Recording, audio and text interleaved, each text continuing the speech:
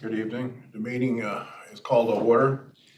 I would like to call the meeting of the Community Engagement Advisory Committee to order today. And I would also like to thank our viewing audience for turning in. And I'd like to ask Reverend Sheets, could you give us an invocation, sir? Let us pray. Heavenly Father, we just come to say thank you, Lord. Lord, thank you for allowing us to see this day, a day we've never seen before and shall never see again. Now, Lord, we ask that you come in the midst of us, Lord, that you would allow us to touch and agree on the matters of this city, Lord. Be in the midst right now. In your Son, Jesus' name, we pray. Amen. Amen. Welcome to everybody. I'd like to introduce the members of the staff around here.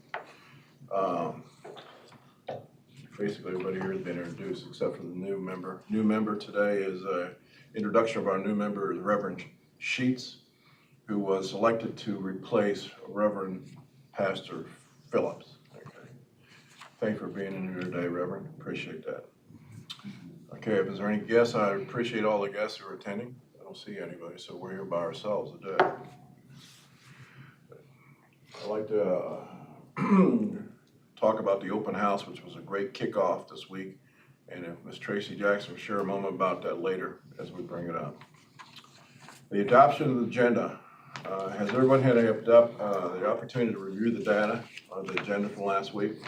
Are there any changes or additions to the agenda that you would like to enter? If no change or addition, is there a motion to approve the agenda? So moved. Second. Thank you. Any discussion? All in favor say aye. Aye. All opposed say. Okay, the motion is carried. The minutes of the February 25th, 2019 meeting has been provided for your review. Has everybody had an opportunity to review the minutes? Are there any changes or additions to it? If there's no change or additions, is there a motion to approve the minutes? So moved. Second. Is there a second? Second. Thank you, ma'am. Any discussion? All in favor say aye. Aye. Opposed say the same sign. Motion is carried. Planning board update. Normally Steve is here. I guess we're gonna have to, is somebody else gonna give us the planning board? Okay, we're gonna skip that tonight. Sir? Sure. Thank you. Now we'll move on to the 2020 census update by Ms. Marsha Wright. I would give you a very brief update. At this point, we are still in the process of organizing our complete count committee. It's been established that our Onslow Civic Affairs Committee will serve again as that committee. We served in 2010, we'll do it again 2020, 2010, and again in 2020. We're organizing our committees because we're concerned about some hard-to-reach populations. So the people who are viewing, I just want to continue to reiterate how crucial it is to participate in this activity. There's a lot of myths going around about what's going to be, what they're going to do with your materials or your information, that it will all be online. There won't be any opportunity for people to do this if they're not online. That's all myths, and we'll be, trying to dispel those as time moves on. So we have created a list of committees to address this issue, and particularly for hard-to-reach populations. The one thing I found interesting in our last meeting was that, and for anyone who's listening, there's some concern that we're not counting the 0 to 5 population as accurately as we should be. And I'm not sure how they arrived at that, other than there's a lot of data that is collected from every possible angle about birth rates and population stats and so on, especially on that population because of schooling and resources. So apparently there must be a real discrepancy. So we're trying to figure out how to address that. But we're moving along. Time is going by very quickly. And so by the fall, we do plan to roll out the large education marketing program That's for September this timeframe you're talking about? this year, because the census actually, the official day is April 1 of 2020. Yes. And at that point, we're trying to count how many people are in the United States waking up on the morning of April 1st, And the other thing I'd like to get across to them, especially the viewing audience, is the reason why it's so crucial to count those numbers is because all of our revenues that come into the federal government are dispersed around the country based upon census data largely.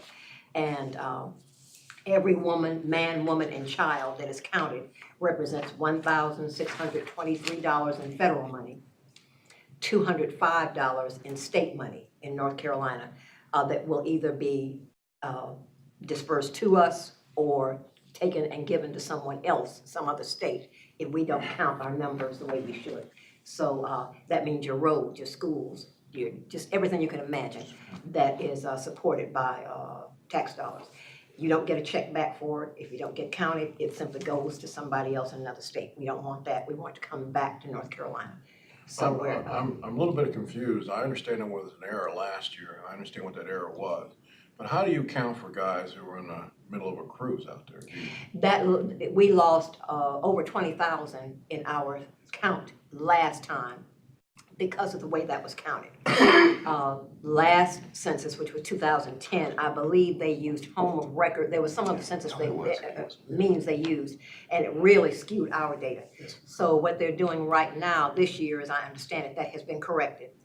And what they're doing now is using the businessman's model. So if, for instance, if someone's watching or someone at this table is on a business meeting, and so you live and you work and this is your home, North Carolina, but you happen to be at a conference in California on April 1.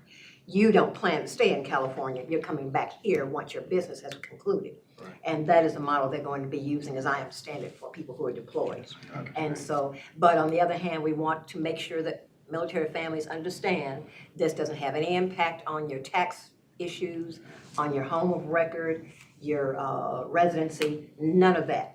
Just that if you're living here, we need to count you here because you use the roads, you use the schools, you use the facilities, you use the resources here while you are deployed here. And, but that, I'm glad you brought that up, has been corrected. So we're looking forward to a much more accurate count, and we'll keep you posted about how it's going. Thank you. I have one follow-up question. Yes. When you guys get ready to roll out the plan in the fall, will you do like a public service announcement to cover a lot of the details that people won't just necessarily read through? Absolutely, and they've got a good marketing plan. We sat in on a presentation from the Federal Census Bureau marking the 1 year out. Okay. So we were there on April the 1st, as a matter of fact, watching this. I was very impressed by the marketing program that's going to be coming out. And shortly it will be available to all of us on the Complete Count Committee who need to use it for educational purposes and so on. But we'll have a lot of opportunity to roll that on out because we want to make sure everybody understands everything there is to do about this before next year. Yes, ma'am. So this group might be one of the first ones that will see it actually. As soon as it becomes available, we'll get it out to you. Yes, ma'am. Okay. Now we'll move on to the Community Development Subcommittee, Ms. Tracy. Good evening, everyone. Just wanted to give some updates.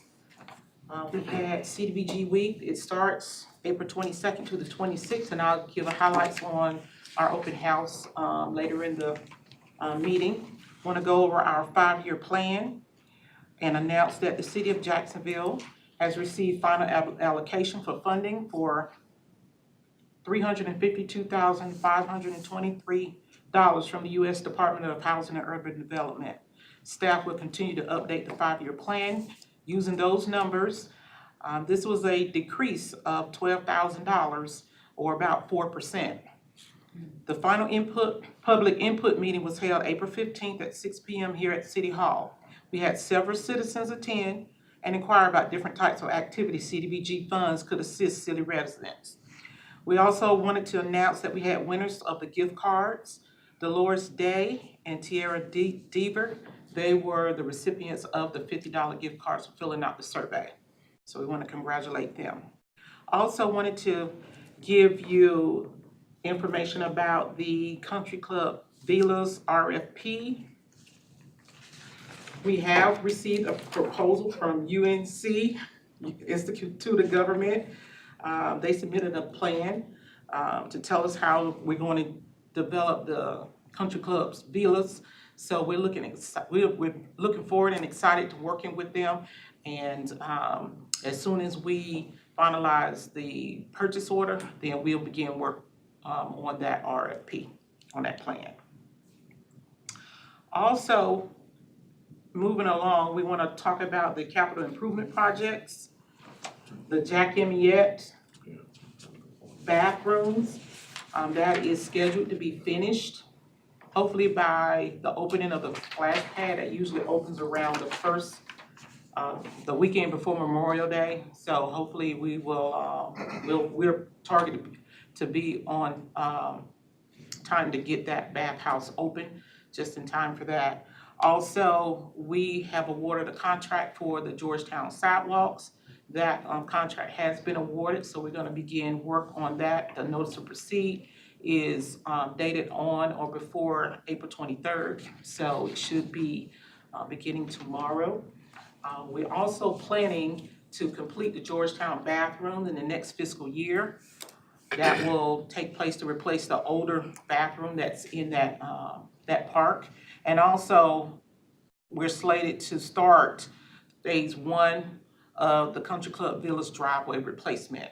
So we're going to be investing in capital improvement projects and replacing some of those infrastructure problem areas in that neighborhood.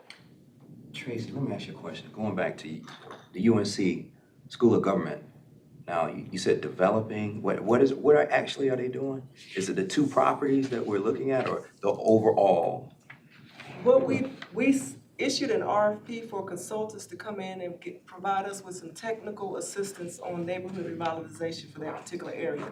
And the UNC School of Government submitted a proposal, and they were selected to come in and help us with that planning process.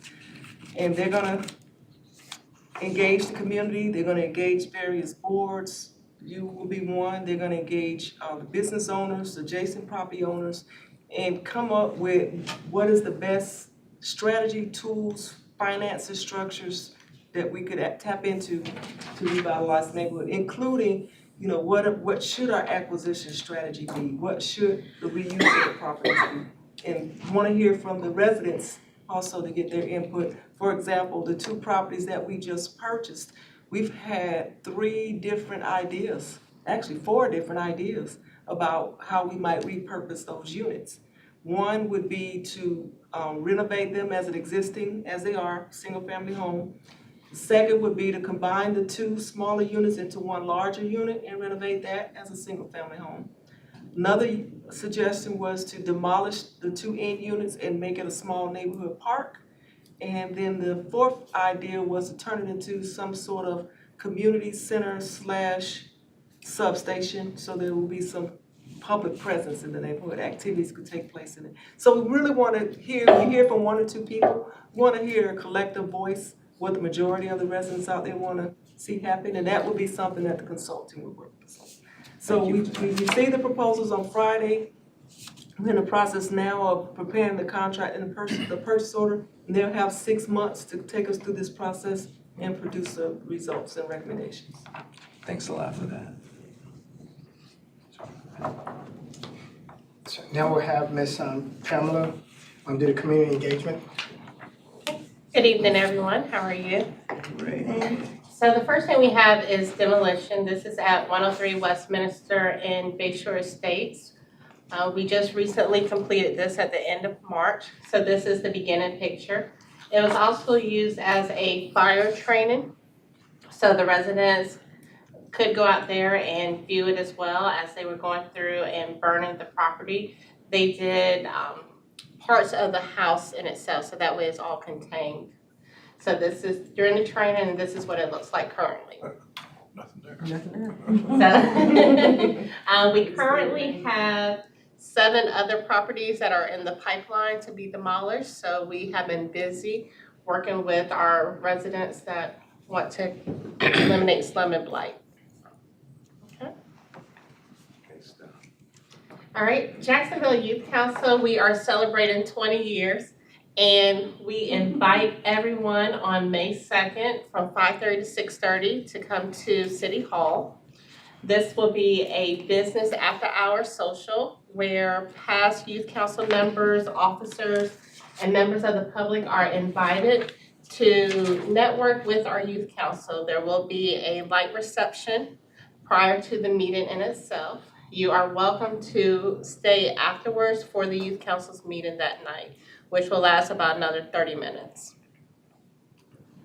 Harmony just closed out the 2019 year, and we awarded 7 grant recipients for a total of $2,000 of funds that were given to youth organizations in Onslow County. There we go.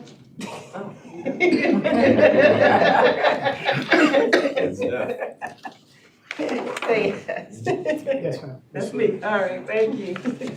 I wanted to share with you briefly, Ron Massey and I had an opportunity to attend a convening in Baltimore, Maryland, May 10th through 11th, this couple weeks ago.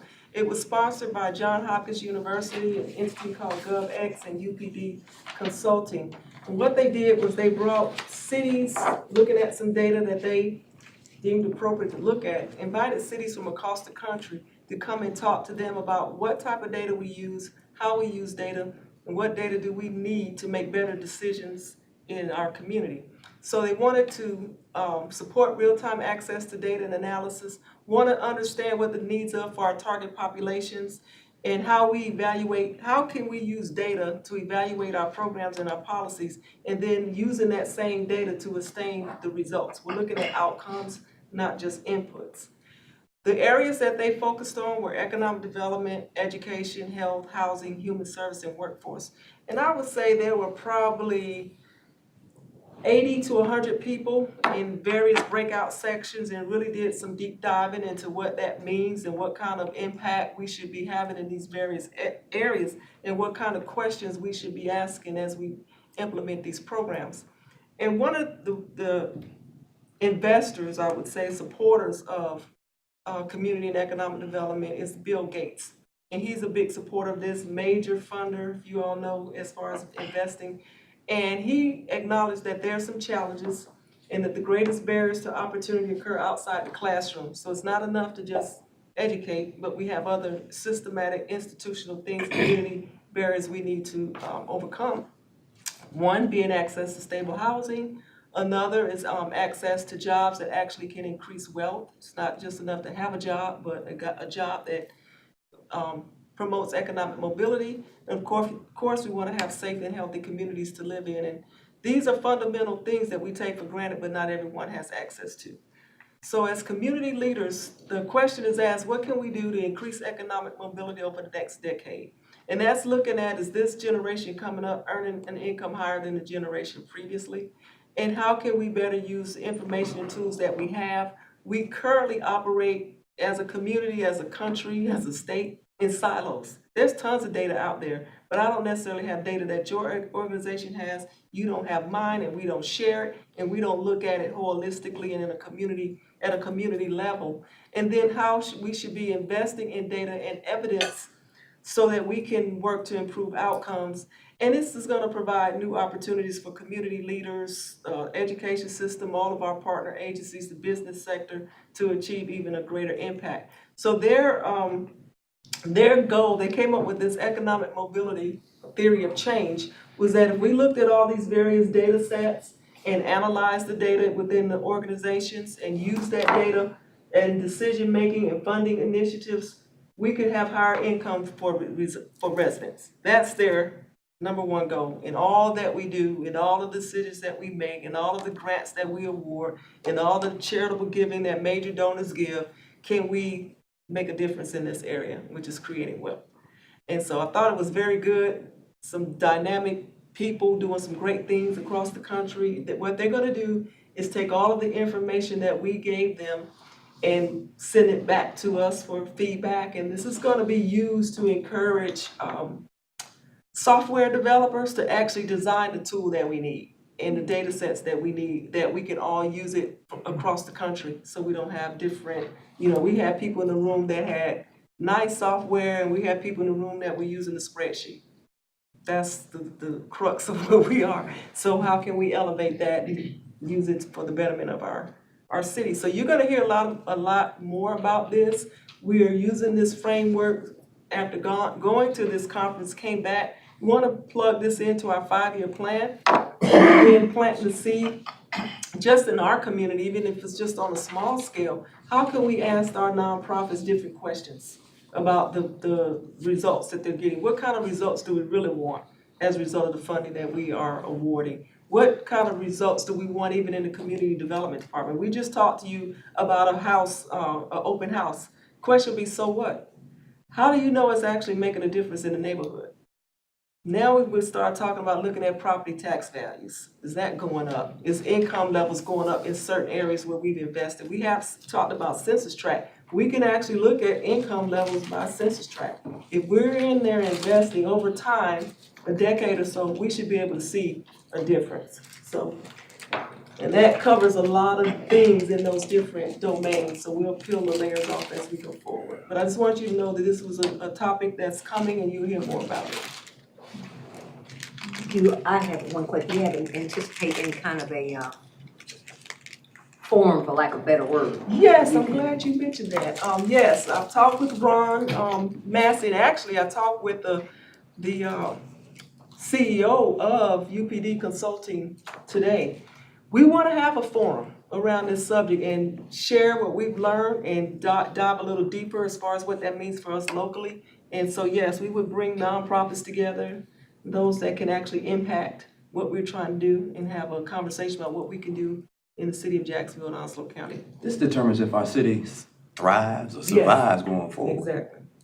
Because there's a lot of cities that once were They've done it. viable, but they died because they weren't investing in the future, so I think this is What are the great. two big businesses we have in the area right now besides? We got the military and what else? The other one is services. Services? Services. Which is- Okay, so we gotta figure a way to bring some business models in here, marketing. It's models. true. And I do like that idea about creating wealth, because Right. there's a lot of us who are working on trying to get people jobs Jobs. and employed. Yeah. But creating wealth, sustainable wealth, and wealth you can Right. pass on, generational wealth. Right. So we got a huge issue with underemployment, Yes, you know? A lot of the jobs that kids usually have, we have adults trying to raise families on. absolutely. So that has a big impact on the well-being of a community, so. Well, one thing I didn't see on there, kind of, surprised me, mildly surprised me, was the technology. Where's technology taking us to? It's gonna be a definite impact. I mean, you're talking right around the corner, AI, artificial intelligence. How is that gonna affect us? Things Well, like that potentially would fall under the education and workforce domains. Yes. Because those are trades that you wanna build skill sets for in education, and then you wanna build a workforce around that. And potentially economic development, but those are subsets of these larger categories, and, just as Ron and I were talking this morning, what does the workforce needs, what are the workforce needs if we were to look out 5 years from now? Exactly. And then what are we doing as a community to prepare people for those skill Get sets? there. And are we talking to the right people? Department of Labor, businesses, education, higher education. We probably need to bring workforce Oh, development absolutely. definitely in Yeah, here absolutely. soon as we go forward. And even the too. kids who are in school, that have a real interest in technology and what you mentioned before, and what they're doing in school right now doesn't seem to resonate with them. How So, important it you is. wonder why kids are not doing well, why they're dropping, whatever, because whatever they're doing right now today almost has nothing to do with what we're I have gonna be as a community I doing have even two in 10 grandchildren. years. I got two grandchildren in college, and I'm telling you right now, the first one, I paid for his first 2 years, and he decided he wasn't gonna go anymore because he didn't see the usefulness of his graduate degree, okay? So he's doing a self-entrepreneurship, and he's developing a business as he goes on. The young lady now, she's gonna go in the medical field. It's a little bit different.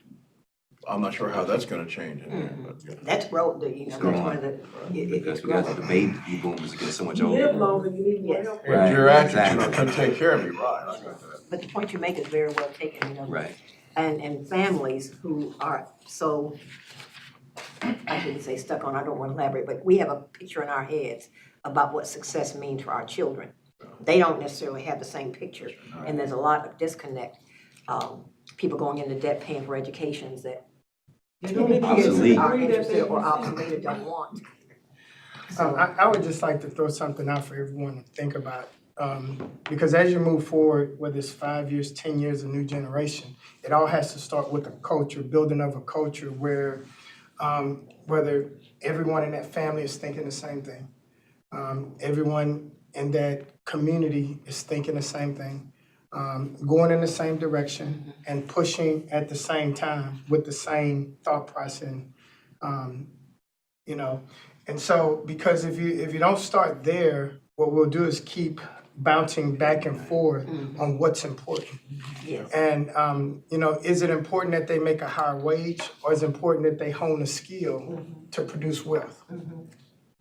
You know, so honing a skill goes a lot farther than just making another income if they don't have the proper mindset, whether it be financial mindset, educational mindset, or either legacy mindset, because that's what we want to get to. That's what it all sounds like. And not just making it, but keeping it. Keep it. Yes, There you go. that's the legacy. Yes. And he hit on a point, because if you have the skill set, you can adapt to a changing environment That's right. versus just being right here. And if that industry goes away, you don't have anything to bounce back. So that's what you wanna, and you're right, it's mindset, skill set, more broader thinking, That's right. so. Thank you. Very interesting. Now we'll move into the our city, my city moment. Okay, so we have been talking about Community Development Week. As I said before, we're celebrating nationally CDBG Week, April 22nd through April 26th. We currently have an applicant on that is seeking to purchase 310 Sherwood Road, where we had an open house there this morning. It was held to commemorate National Community Development Block Grant Week, and people gathered to witness the proclamation read by Mayor Pro Tem Michael Lazzara and ended with a tour of the home. The builder, Delphi Construction, the lender, Atlantic Bay Mortgage, the potential home buyer attended along with Councilmember Brian Jackson and members of the Community Engagement Committee and also with city staff. We also had Miss Jacksonville Alexandra Badgett. And she was gracious enough to come and share in the celebration. So that was one of the One City moments that we had this morning, and we had a fabulous time. Also, Sheets, this is you, Pastor Sheets. Yes. On April the 30th, our church went out there and we partnered with NAVAT chapter 0069. And we went out to that nice area where the city had just cleaned up at 446. And we just engaged the community.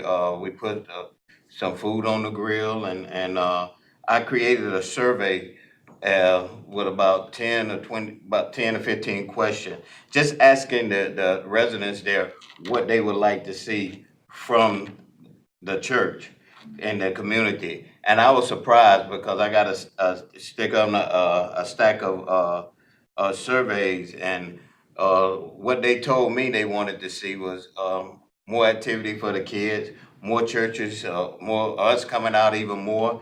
I learned a lesson. I was there at 10, so next time I think I'll be there about 12 because it gives a little time for people to wake up. But we'll be there a little later next time. But we had a great time, and we was able to engage the community. They were really surprised that we were walking around and actually had a survey and wanted to hear their input. So many times we go into places and we forget to ask the community what they want. And I wanted to see what they wanted in the community so we could come in and gear toward things or activities for the kids and the young adults, millennials. I engaged my millennials to go out there with me, and they came out with me, and they had a ball, and they drew other people out, and we had a really great time in that. So we're looking to go back. I compiled all the data that they gave me, and then I'm going back. We're going back in May again, and then talk about some of the things that they wanted us to address. So in May. So I'll let you all know when we go back. Did you confiscate all the cell phones and everything before you went into this thing? No, that really was pretty helpful for us. We was able to use that in the process too. Great stuff, man. so continuing on, Project 365, 2 city-owned structures in Country Club Villas have been identified as a Project 365 for the Jacksonville Police Department in collaboration with the Community Engagement Department. So the leadership team and the police department, they partner in the process of demolition of these homes purchased. And as you can see, we had very active participation with our staff, and we managed to pull all of this debris out. So That was around the area, on the outside? that was inside the house. Inside. That was Gutted. inside the house. It's all the way down to the carpets. Took the carpet, everything, cabinet. I have to say that I did show up, You did. but it was quite late. Everybody was gone. Shows your efficiency. So we had a great time. It was a great leadership opportunity, and we cleared that house out in about 2 hours. Wow, y'all did great. And just for you that don't know, Project 365 is an initiative of the police department. It leads up to National Night Out. And what they do is start 365 days before National Night Out, and they find a project that they work on all year. So this will be our year-long project as we clean it, decide what we're gonna do. We may go in and do some more volunteer work, painting, depending on what we end up using it for, so I can't figure that out yet.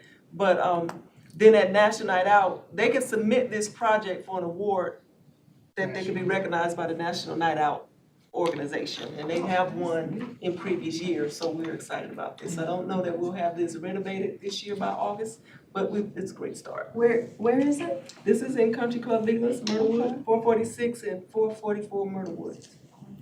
Those are the two end lots.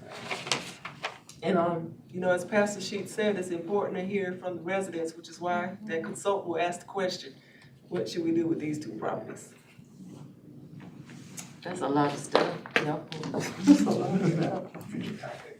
Interesting Well, funds. I was gonna go ahead and pick up on future topics that we may consider here in the near future.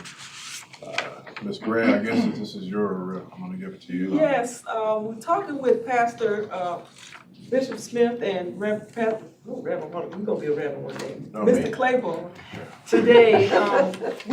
We have on our agenda a standing question for you to provide us with topics that you would like to see on the agenda.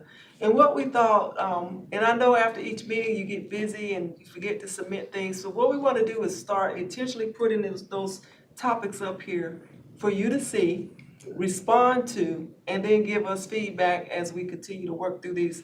Just based on conversations we've had over the last couple months and even today, here are some topics that we would like to propose to you. The Onslow Strong Disaster Recovery Alliance, which is a new initiative for Onslow County we can put on the agenda. That's a hurricane response effort. The Opportunity Zones, that's some new federal regulation that has been implemented, which is designed to encourage investment in opportunity zones, which New River is one. And then, of course, the Jack Amiette Recreation Center, we've had some questions about what's going on with that. We can definitely, we'll share with you that on your table tonight, you have a survey. The Recreation Department is asking citizens to complete this survey, give some feedback on what they should do with Jack Amiette. And as of today, I talked with Susan, she's had over 400 responses thus far. So as she compiles that data, we'd be more than happy to do a presentation on what the results show, what should happen with the center. And then there's been questions about the food desert. There is work underway. There is an Onslow Food Policy Council. We have our farmers market just opened last Tuesday. We can definitely give you a more in-depth update on that. And the youth employment program. This is something that Pastor Sheets has a passion for, something that we have programmed in our budget to do. And so we will also update you on how that will be structured. And then the ex-offender program. We've learned recently that our nonprofit agency that had been doing the program is no longer doing it. But we don't want to see that initiative die. So as a community, what can we do to either find a replacement organization, create one, or have it housed somewhere that this initiative doesn't fall, because so much great work has been done in this area. And then Mr. Claiborne mentioned there were some modifications being made to the Child Care Assistance Program and SNAP. So we might want to have someone from Department of Social Services come in and update us on how that might affect, citizens that we serve. This is just an idea, because, you know, as an advisory committee, you are out there in the trenches. Trenches. So as issues come up that we can address, can't address them all overnight, but we definitely can prioritize and begin to systematically and intentionally work on some of them. And I'm so glad you put that ex-offender. I was watching, I don't watch a lot of network TV, but PBS and stuff like that, you know, when you channel surf. And they had, the last meeting I attended with the group that was functioning before, talked about the Pitt County Greenville program. And apparently it's functioning extremely well, and they have been going for a little while. And lo and behold, I'm channel surfing, they come up on the screen and they were talking about some of their things. I said, you know what? This is probably one of those things that takes you just getting in the car and going on up to Greenville one evening to one of their regular meetings and seeing who they have at the table, what it is that they're doing. Because this is a big issue. And there are lots of implications on every level you think of. But sometimes you don't necessarily need to recreate or try to create a brand new something. Look at something successful, especially east of 95, because we all have a lot more in common with everything east of 95 than we do with maybe Raleigh and the Piedmont and so on. And I don't know if there was somebody at that meeting, but there were a couple of people, and both of them mentioned, someone on the police department and someone else both said they were aware of how great the Greenville program was going. Greenville/Pitt County. And then, like I said, here I am just channel surfing. I sat there and watched it, caught about the last 10 minutes of it. And then here we are today, and you have it on the agenda. So I wrote some things down, and I think I wrote down the web address for the one in Greenville. And I just thought, because I work in community action, just getting in the car for the next meeting or so, sometime maybe in May, and going to see what they're doing and try to make some kind of connection. So there's no capability like that in Jacksonville at all? There was, We're not- but yeah, right It's now. not structured right now, but there are, because Pastor Petaway, she, back to Weed and Seed, she had did a lot in that area.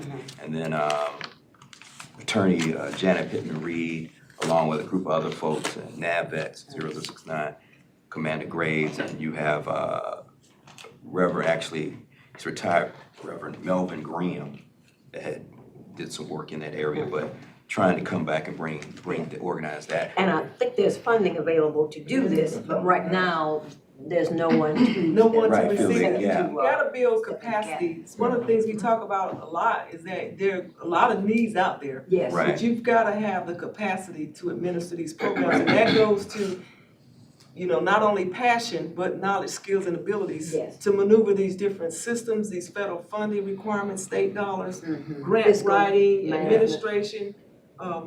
You know, I tell people all the time, running a nonprofit is running a business. Right. It is. You have to have an entrepreneurial spirit to stick with And it. it has to be And it has to sustainability. be Yes. sustainable. That's the issue. A lot of people think, well, I could get a grant and get a nonprofit and funds aren't around like they used to, because everybody's going after the same donors. So you, at the end of the day, you gotta figure out how you're gonna sustain. You got the cake.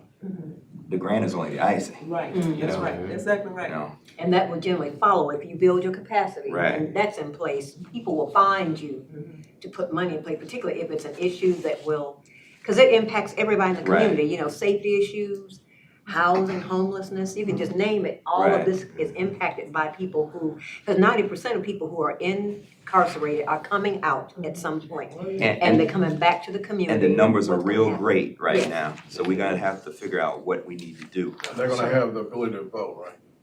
If they're off paper, if they're no longer Yes. in probation. There's a process Yeah. that they get their right to, they can get Right, they their can right to register. vote. In North Carolina, you can do Absolutely, that. you can do that. And that word has to get around, because I've run into several former offenders that didn't know They that. don't know that. They don't know that because they've been told they'll never be able to vote again.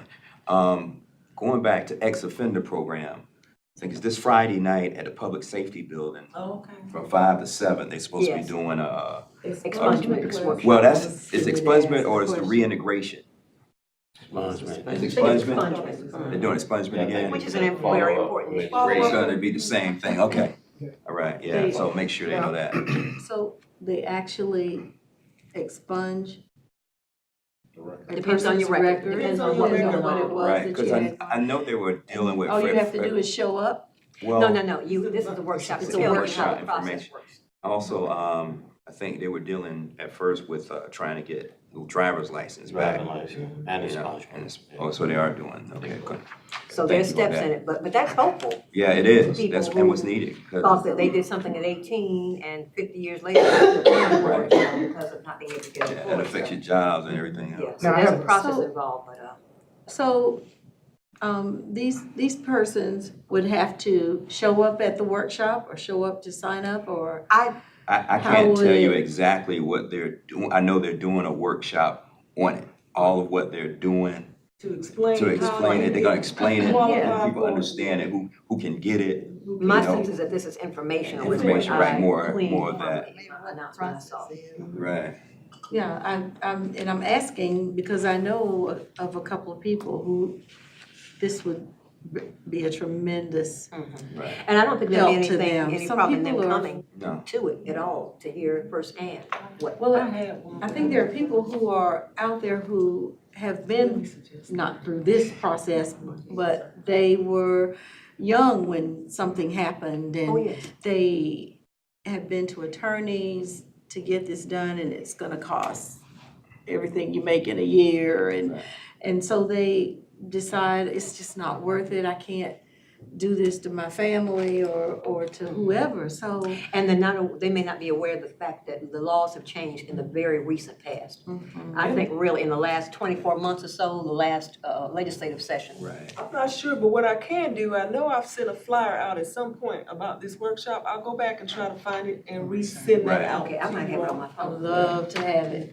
And this meeting right here is when? Friday, the Friday, I 29th. think it's This- 5 to 7 at this the Public coming Safety Friday? Building. Yes. You can keep it there, because my question is about the ex-offender. Is there a way to grab data from like success stories? Because like you said, we don't want to reinvent the wheel, but if we have a few success stories, we may be able to cherry pick them to come back and be an advisor on this ex-offender program because they've been through it. Right, and that's a great That's a good idea. idea. I think we need to look at, Ms. Carol Smith Davis, she was over the Tri-County Crusaders, and I'm probably sure that she may know some of the folks that have, been successful in that process. And I had mentioned it before at another organization, you got to have people that was involved in the process to talk to people that needs to go through the process, Yes. Okay. so. And I think that, the wheels are starting to turn too with the expungement and the one that you was talking about for Friday, because I was talking to a young lady and, she said that, they was working on her and she's starting to see some things happening, so she was really excited. Right. So that data should be available real soon. I do have a question about, is this I know there's 2 surveys that's going out for Jack Amiat. That's the only one I received. I'm not sure. Okay, I got it, because there was supposed to be one that's over encompassing. There's one that's the direct area. And we were talking about it before. I just gotta make sure, because I think there was some other stuff I thought on the This one was that we just just for get. the Jack Amiat facility. Well, what happened, and I might need to get clarity on that, but I think at one point they were talking about a survey for which I call the impact area. And then there's another survey for the citywide, and I was trying to figure out which one is that. I don't know that they've done a citywide one, but we definitely Yeah, have this. the one has gone out already, they're actually, That's the one you got for. What is the purpose to say we're gonna rebuild it or well, the enlarge it or issue what? is, as Dr. Woodruff says, this thing has gotta last for several years, so we're trying to find out what is needed based on what people are talking about. Users. Okay, so it's like people in the area, if you got seniors, what they want. One of the issues is that court has not been a regulation court for years. I think about Mr. Otto Taylor. He had a Grants Creek program, and he might have had that program at the recreation center if it was regulation. It had been a regulation. Everything used to center around the New River Jack Amiat. And then when the Commons was built, everything kind of went to that area. and that area became more forgotten area. So, and one of the issues too, I'm concerned about with this, I was talking to somebody about this earlier, is that you're dealing with it from 13 to 23, 24, who really would need that recreation facility for basketball, and, you know, we might could do a police athletic league or something of the sorts, but how would they communicate?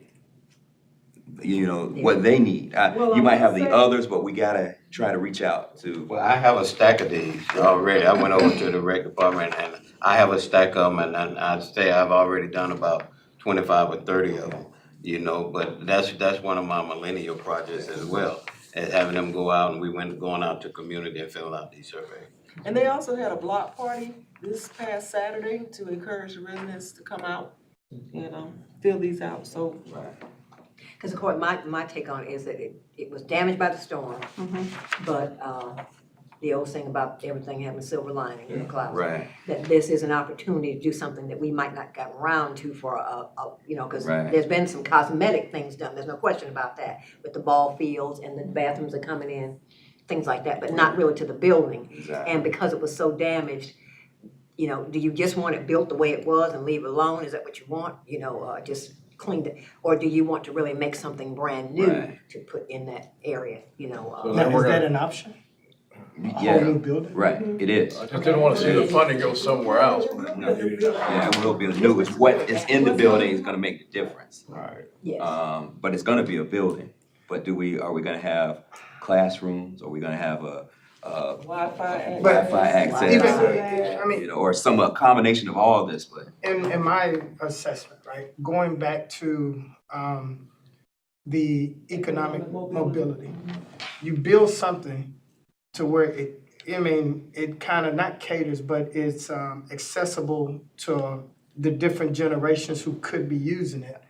Because what I find out when doing surveys, the only part on the survey probably won't be filled out in a lot of details is the box that said, what do you want?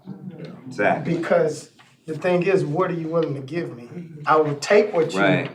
give me, and if you have classrooms to accommodate classrooms, basketball courts, things like that, and then you offer a cooking class, a catering class, they will latch on to them. Because that's the same thing in the commons where I live. Whatever they offer is what people take. And also on that, I think about the lack of a lot of things in a certain area.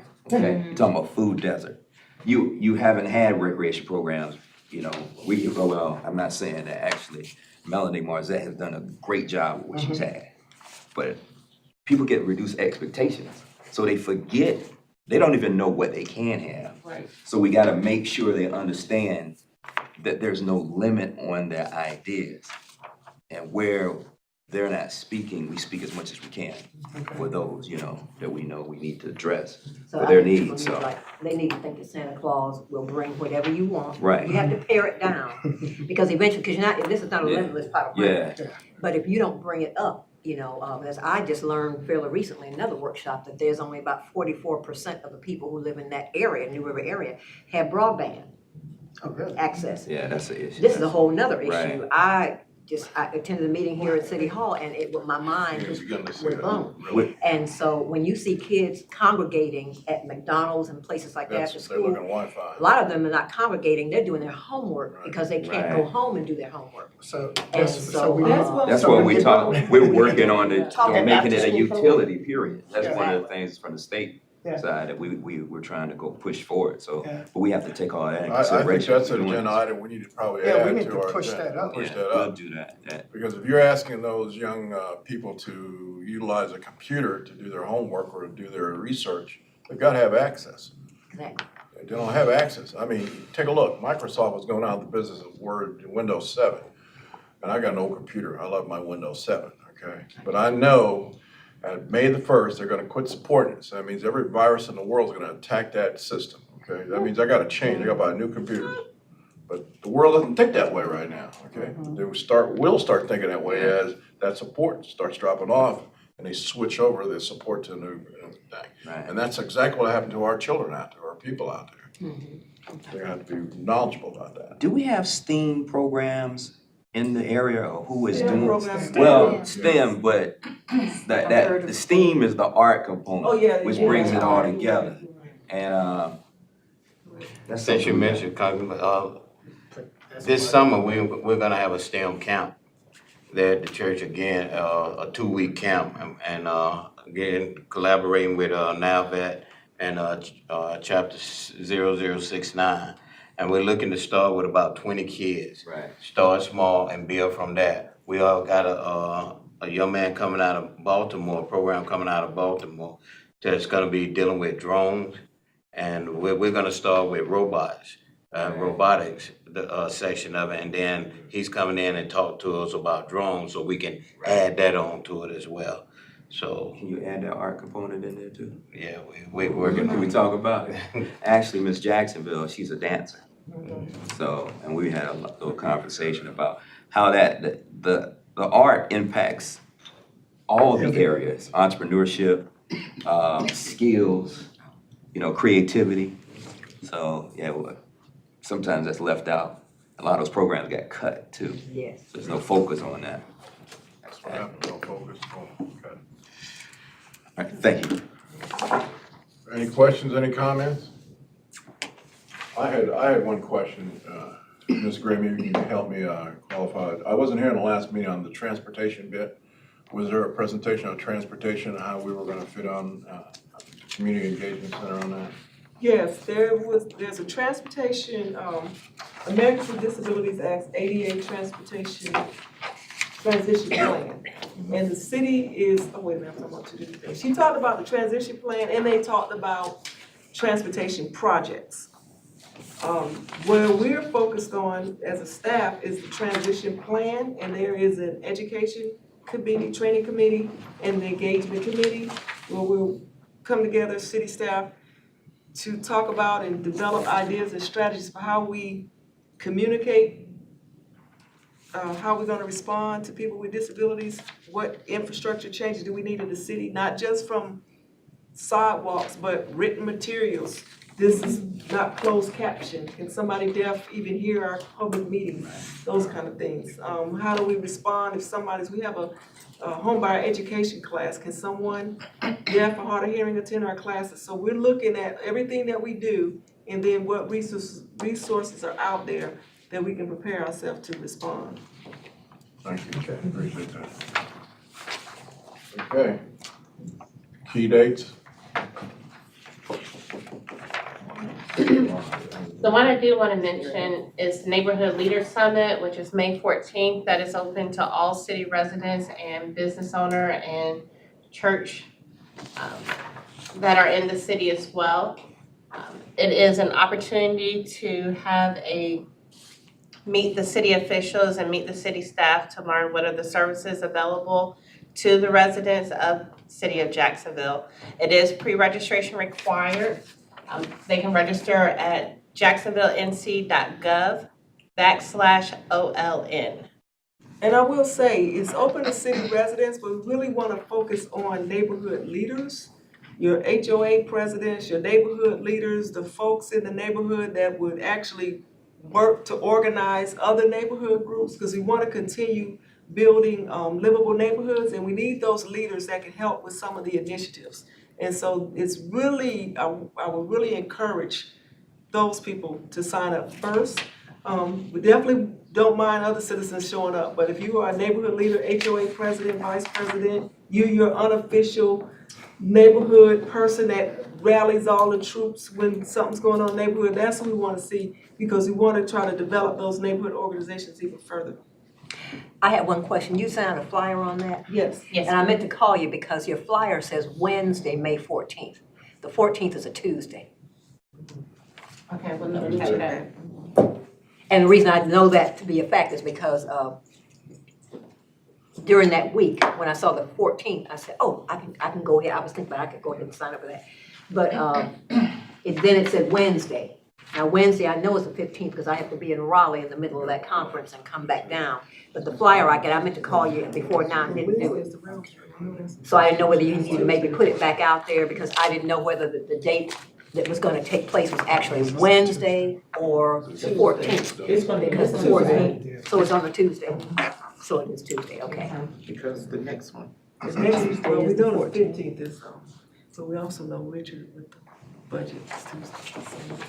So Okay, it's I actually just, the 14th is the. Yes, it is the 14th, yes, ma'am. I just wanted to make mention of the next home buyer education course. It's gonna be held May 18th here at City Hall. Any interested persons should call 910-938-5286. The cost of the class is $10. And class fills, the classes, they fill up really quickly, so please call in to register for that class. Ms. Jackson, what is the cutoff on those HUD houses? How much income? What's the cutoff on those HUD houses? For a family of, 4, let's say. 2 for a kids? family of Yeah. 4, you cannot make more than $42,000, a little bit over $42,000. We have published it, because I didn't realize it was that. Yes, it's on it's on our housing initiative flyers, Okay. and it's also on our website. Currently, we still in 2018 HUD income guidelines, HUD income guidelines, because we have not received the 2019. Thank you, man. All right, our next meeting is Monday, June 24th, 6 p.m.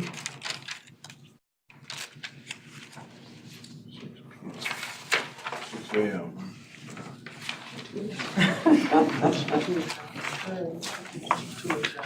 Yeah, motion to adjourn.